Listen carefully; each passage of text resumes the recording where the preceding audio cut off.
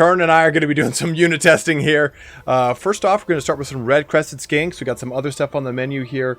Some Skaven shooters, some red crested skink chieftains, some Ika Claw. How excited are you to get this going, man? Quite excited. So essentially what we're going to be testing is the combat prowess of the red-crested skink. So obviously we know they're going to be losing most of these engagements. So we're going to see how much damage they can put onto the White Lions. I believe we have White Lions, Phoenix Guard, and Swordmasters of Hoth, I think was the other one. Yeah, like two units of them. So a little something, something. So we're going to just see, how effective and how much punch they can put in for their cost. So here we are on the MP Crossroads, I think. Yeah, it's going to be fun. Yeah.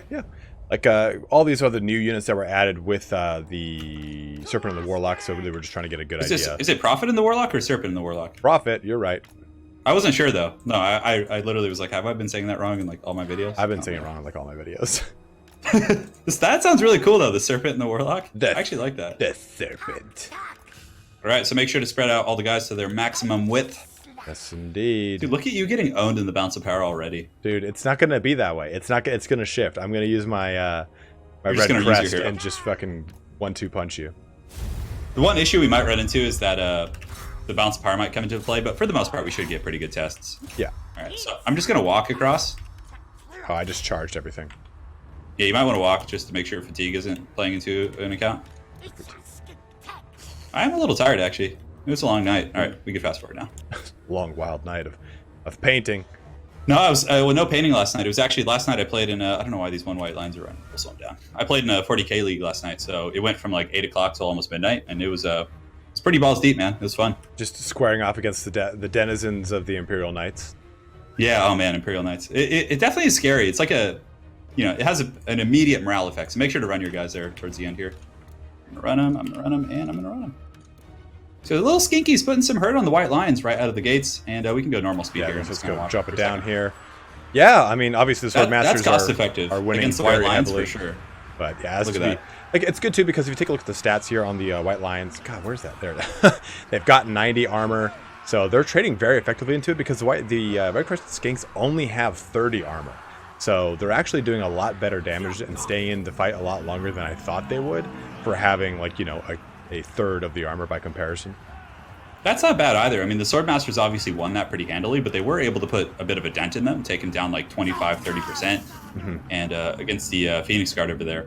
Yeah, not bad. I mean, it's to be expected. Phoenix Guard costs like 3 times as much almost, but it's not a bad trade. I mean, I would say the most effective use of these guys would probably be against White Lions. It gets them pretty low, and if you saturate the red crested skinks with like any sort of monstrous support, like Ark of Sotek or any sort of magic like a Baroness Time Warp, they're probably going to be able to almost get those White Lions down, which is going to be pretty solid. Yeah, especially because White Lions cost 800 points, and those guys are each red crested skink coin costs 575.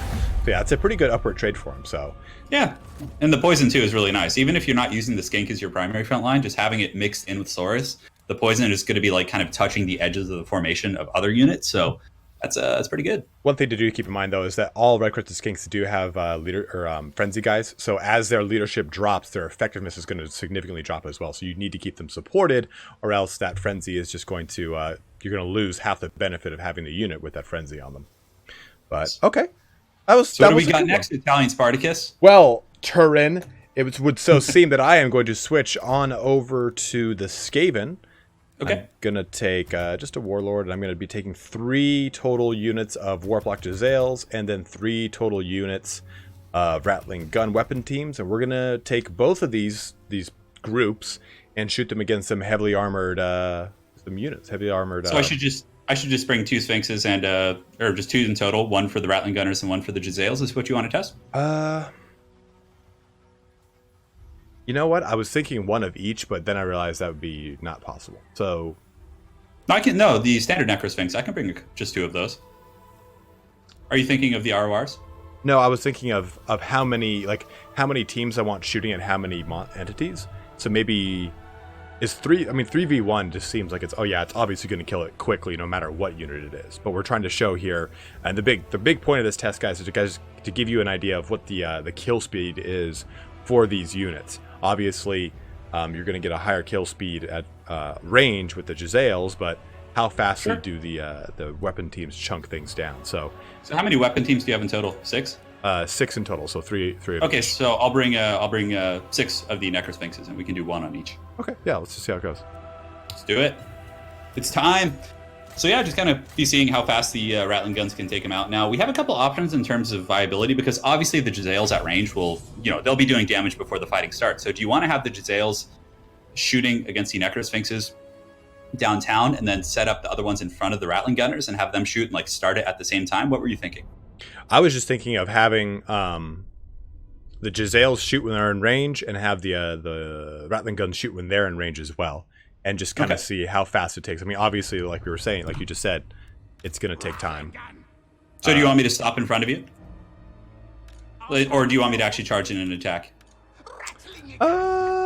Maybe stop in front. Okay, sounds good. Or I see what you're saying now. I see what you're saying. Like, we'll be shooting, I'll be shooting automatically. So yeah, I'll stop my teams until you're in range. And here we go. Everything, turn off skirmish mode, turn off toggle. Dude, do you like the pressure I put on you there? Dude, I can't deal with this. It's like our head-to-head campaigns all over again. Yeah, there's not a single chariot though. There could be. I'm playing Tim Kings. You never know. Could you stop it? Could you stop? As a matter of fact, I heard some clamoring for a head-to-head with the Skaven. You know what I got you for Christmas? Dude, a lump of coal. Go fuck yourself. That's what I got you for Christmas. It'd be so fun. All right, so I'm just going to move the guys towards the gun teams right now. Yeah, I'd say get them in range. Yeah, I'm just going to move right in front of them. Yep. I mean, those guys will be in range in like a couple steps. I'm just going to run them all because fatigue isn't going to matter in this test. No, not at all. You can fast forward too. Yep. So stop those guys in the back. So the Jezzails aren't going to start shooting now? They're going to start when they're closer? Okay. No, yeah. Move the Jezzail team back. The back. No, I was just curious if you were going to start shooting and or you're just going to shoot them at the same time. No, I was going to shoot both at their maximum range. Okay. So move these back. The Jezzail team's back. Okay, got it. The Necrosphinx is back. Okay, I didn't understand what you were saying. Because you were saying move the Jezzail teams back. The ones that are squared up to the Jezzail. Move everything back. God damn you. I was like, I'm not playing Skaven. I can't move the Jezzails back. All right, so let me see the maximum range. Okay, so I'll get you there. You there. And you here. And you want me at the maximum range of the Ratling gunners, or do you want me close like this? Ratling gunner. Maximum range of Ratling gunners, because they're not even going to be able to shoot at this range. They can't shoot that close? They won't get their shots off in time. Oh, and you want me to charge and attack you? Yeah. Okay. I'll have to single click everything, so. Dude, just let the lightning flow. All right, so the Jezzails are attacking. Sounds good. And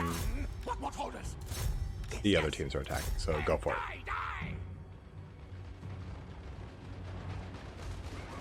I'm charging with everything. Now, do you want me to actually attack the rats, or do you want me to stop when I get in front of them? You might as well attack them. We might emulate the actual battle that shall ensue. Ratling Gunner's putting some hurt. Now, Ratling Gunners actually do a lot more damage the closer a unit gets because less shots actually miss. Exactly. And on top of it, their suppression keeps them at that good range for a long time, which is really nice. That last volley, look at that, bringing those guys down to half health. Yeah, I mean... Good. Pretty good stuff from those Ratling boys. So about half health before they actually made contact. The Jezzails, on the other hand, really weren't able to bring it into half health before that. So they really only lost about a quarter health by the time they made contact. But of course... Yeah, the range is their big boon, of course. Yeah, Jezzails, they don't have suppression, so they don't slow the units down. They do have Shield Breaker, which is nice, but in this case, it wasn't going to be a huge boon. They do have the ability... With suppression, they have the ability to get a lot more shots on, like you just said.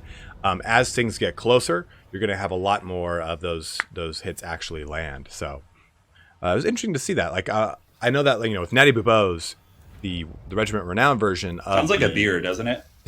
Natty Bubo's extra hoppy. Yeah, you're going to be able to get a lot of shots on without anything charging you because you have snipe in stock. And I think that Natty Bubo's are almost like an auto pick in a lot of situations. The Ratling guns though are only 800 points, which is 100 points less than Warplock Jezzails. And I feel like they get a lot of value out of the fact that they can slow things down. They do pour out a ton more damage because it's 339 missile damage versus the 39 missile damage of the Warplock. The Warplock, of course, has the more significant range, but Ratling guns, I think the biggest problem is that they take a long time to set up, just like with Iron Drakes or Trollhammer torpedoes. That's the biggest problem with them. So you can't be mobile with them at all. Yeah, they take a lot of time to set up, and they have huge obstruction issues. Sometimes if you're fighting, if you have like rat ogres or anything with any sort of mass, even infantry, they have a lot of trouble shooting over them. So the Jezzails obviously are going to be able to generate value in the entire like movement, deployment phase, and all that. And, right.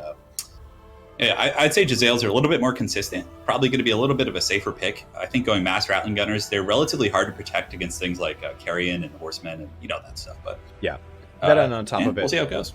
I think that's like a theme for this DLC. Is like the ancient salamander and the salamander hunting pack both suffer that same issue that the Ratling gun weapon teams do. Snake is that like they do a lot of damage, but if they accidentally hit your own units, they do tons of damage to your own unit, so it's pretty dicey here. So I'm going to switch on over to claw. Oh, the claw. Yeah, might as well since we're on Skaven. All right, so I'm going to switch on over to Ikit Claw. I'll drop all those abilities, right?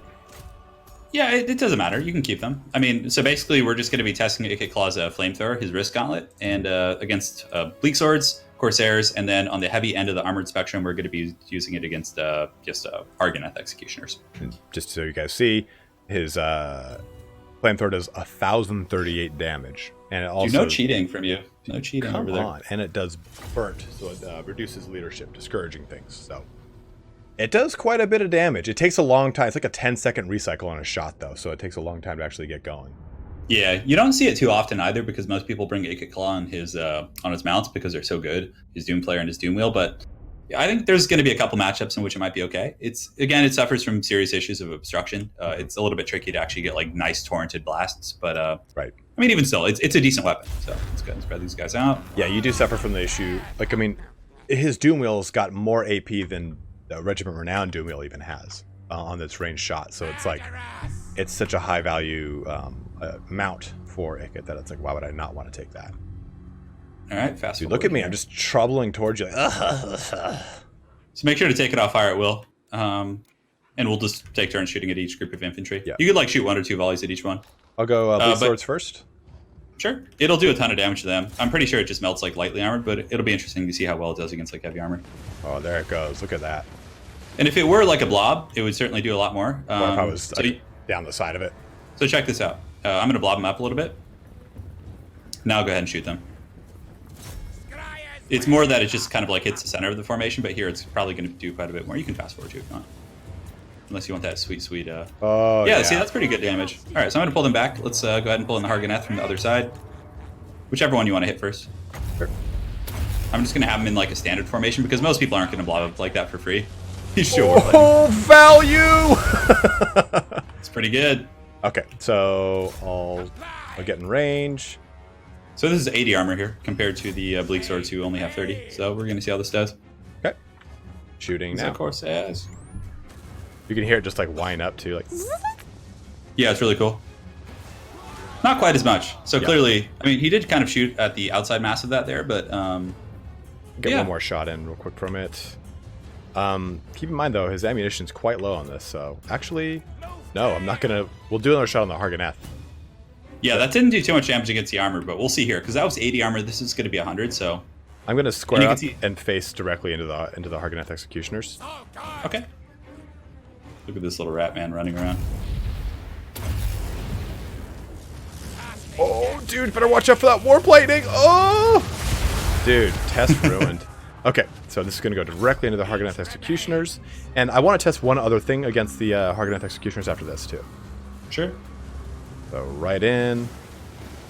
Not so much against the armor. Yeah, so clearly it's more effective against like chaff and stuff. So I want to see how Storm Demon does. I know it's kind of more of like a... Well, why don't you use it on my Lord? That's what it's for. Well, I already used it. I know it's, I was going to say it's more for Lords, but just to give you guys an idea, it does like pierce through things and do damage, but it does so much damage to Lords. Yeah, it's basically like a mini Hand of the Gods. It doesn't do quite as much damage as Krokgar's hand, but it's pretty close from what I've seen in battles and whatnot. Yep. All right. The final test calls. Let us do it. That is going to be the Red-Crested Skink against various duelists, and we're going to focus on Tyrion and on Kolek. And Red-Crested Skink Chieftain. So we're not going to use abilities here. And we're going to put him on his Ancient Stegodon. So should I not use abilities either? Like stand your ground and stuff that you would actually see in battle? I think like not, pressure. just to kind of show like raw damage. Obviously, yeah, he would win if he used stand your ground and if he used his not warp lightning cannon. Oh god, what's his lightning ability? Stormbreaker. Well, the lightning ability is terrible against single targets anyway, so It's just additional damage. Any additional damage in a duel, I would say, is worthwhile. So, I think it would probably only do like 40 damage if anything. It's like per entity, so it does like a low amount of damage, but a lot if it hits multiple models. But I won't use it anyway, so I'll just get in there with the Foe Seeker to get there a little bit quicker, and we'll do it, man. Oh, I did not take Foe Seeker. Jeez, Dude, man. It's okay. I won't use it then. All right. Because it does actually give you vigor, which is helpful. So, I'm going to have to Alt left click here. So he is on an Ancient Stegodon, so he uses the machine gun variant. It's not the ballista variant. One thing to note, too, is that he does retain his Frenzy while on the Stegodon. So he'll be getting that massive bonus to his weapon damage at 497, which is pretty good here. So, seeing them just kind of chunk away at each other. And already you can see that the Ancient Stegodon is pulling ahead, but every single big substantial... Are you going to pop the buff? I was going to say, should I? I don't know. It depends. It's up to you. Just like a flat duel, you can see. Yeah. Pretty sure Kolek will win in a straight fight, but it's going to be close. Yeah, each hit is going to be pretty substantial. If I were to pop this buff, my melee defense would go up. So that would be pretty substantial for him because his melee defense right now is pretty low. It's at 32. With that 27 buff, it would bring up to 59. Here, I'll pop it at the end here. Yeah, it's pretty big, 70 and 59 for the combat stats. I think had you popped it earlier, he probably would have won the duel pretty easily. Yeah, because it's a long buff. And he would have gotten access to Frenzy too at the same time. Oh, look at that. They're just getting all... He might actually win this now because of the buff. 59 melee defense is a lot. I mean, he has more combat stats than Kolek across the board. And the poison is really big too. The fact that his ballista poisons Kolek like lowers his weapon strength like 100 almost. That's really good. What a beast! Yeah, so I mean, and obviously without Kolek using any of his abilities, and me using the red crested, the warrior's crest, the red crested skink wins that one. But of course, even without it, you might have won. It was close. It was close for sure. Yeah, and that's a pretty interesting thing here. Is how much is Kolek? In terms of cost, Kolek is he's a little over 2,000, 2,500. Yeah, with no like buffs, his base kit he's 2,500. So right, and the red crested skink on a chieftain on a Ancient Stegodon is 2362. So yeah, it's pretty good. A pretty worthy. Plus he's better versus infantry. He's better versus infantry too. Yeah. Kolek isn't as good versus like infantry, whereas like that beast is quite good at just mowing down hordes. Yeah. So it's really good. It's like a duelist and I mean, he's going to spank Tyrion pretty bad, but we could just test it. Yeah, I mean, I feel like it's a nice juxtaposition. Yeah. So Tyrion, as far as items, I probably shouldn't. I mean, most people will always bring the Heart of Avalorn, so I could bring it in his duelist ability. So let's just like, since Tyrion I think is a little bit weaker, I will use his abilities. Yeah, do it. Use his abilities for sure, and I'll use red crested, the warrior's crest, initially. Yeah, sounds good. Okay. Yeah, it's interesting to see how the red crested skink chief kind of plays out, because I feel like the master engineer, warlock engineer, is just not as useful as Ikit. Like maybe if you're really trying to skimp on points and choose a very specific build where you do need access to him on a doom wheel, but Ikit is just such a better lord, and 10-1 is a great lord because you get access to lore of beasts. But the red crested skink chief is also a great lord too. So it's like that's the kind of caveat between these two races is that with the Skaven, I'm not going to take the generic Ikit, but with Lizardmen, I could see myself taking generic Tinnawan, you know? Oh, certainly. Yeah, the Warrior's Crest is a pretty good ability. Mm-hmm. All right, so I'm getting in here. I'm going to pop Foe Seeker. And we're going to use Faint Riposte. Oh, I've already popped. Dude, look at that. Look at how much damage he's doing. Tyrion's getting the business pretty bad for sure. I mean, but he's a lot cheaper also. I think he costs like 1,700 or 1,600. So right. I mean, it's a pretty one-sided affair in terms of spending. But I used Warrior's Crest in the beginning, and it's already worn off. You're at about 50% health. Dude, look at me. Tyrion does have the Heart of Avalorn too, though. So I guess that this duel, to a large extent, will depend on if that procs. Yeah. So here they go. I'm just gonna keep popping my buffs as they come off cooldown. Yeah, do it. I'll pop mine again. Do it.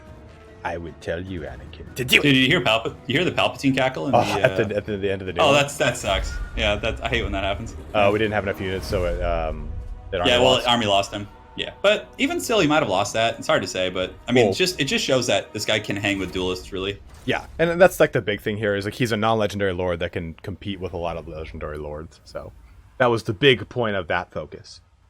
Yeah. Any closing notes, though? That kind of concludes our big tests here for today. We're going to do some more tests that you have in mind as well in another video. But any closing thoughts that you want to share? No, it was fun, man. Thanks for having me. I think the little skink boys, the red-crested skinks, did a pretty good job trading. And, of course, the poison is going to be a huge variable with them. And yeah, I was definitely impressed with the skink chief as well on the big mount. Being able to defeat Kolek is pretty huge. I mean, a lot of times against Dinos, you do see, like, big heavy monster fights, like it's going to be Shaggits versus those guys, and being able to have something that is like dominates the infantry fight plus the monster fight is pretty good. So yeah, pretty much it for now. ItalianSpartacus. Well, thanks, man. Yeah, and I totally agree with you. I feel like Kolek is like that gold standard of like, oh, okay, he's a devastating lord, but how well does he do against Kolek? So totally agree with you on that one. I think that of all the units of the Lizardmen, I like the Red-Crested Skink the most just because it's really fun from a campaign perspective, from just a low-tier infantry perspective to kind of mix up the typical All-Stars build with just like Skinks to kind of help support things. You can actually do quite a bit of damage as a nice in-between between the 300-point bracket of the Skink cohort and the 700, 800, or 750, 800-point bracket of the Stars Warriors. You get like a nice in-between that actually can trade pretty well upwards to things outside of its point cost, so I'm all stoked. Well, as always, guys, thanks so much for watching here today. Turin, thank you for joining me in this another episode of Testing with Testes. And you can see some more of this action on Turin's channel as we'll do another one of these videos here soon. All right, see you guys soon. Cheers. Take care.